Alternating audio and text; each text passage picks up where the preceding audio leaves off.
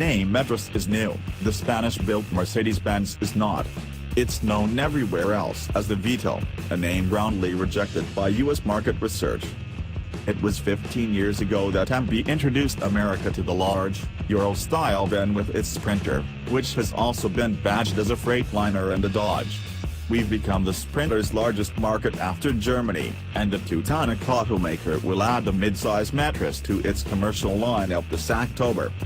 We'll get cargo and passenger variants priced from $28,950 plus $995 destination.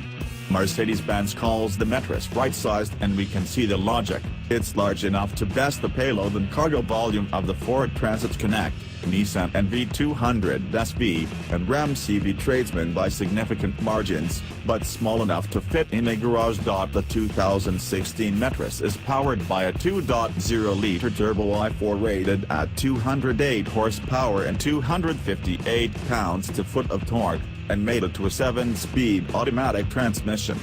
When properly equipped, the van can tow up to 4,960 pounds of payload. Space in the cargo variant is generous with up to 186 cubic feet of volume and a payload capacity of up to 2,502 pounds. The passenger variant of the Metris, on the other hand, has 38 cubic feet of cargo volume and a maximum payload of 1,874 pounds. Both cargo and passenger versions of the Metris have a tight turning radius at 38.7 feet.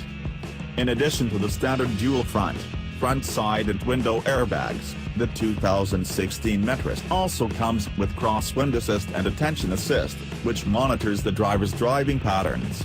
Blind spot warning, collision prevention assist and lane keeping assist are available as optional extra. Standard features included on the base 2016 Metris include 17-inch steel wheels, a 270-degree opening rear doors for the cargo variant, fixed rear windows, and an infotainment system with a 5.8-inch screen.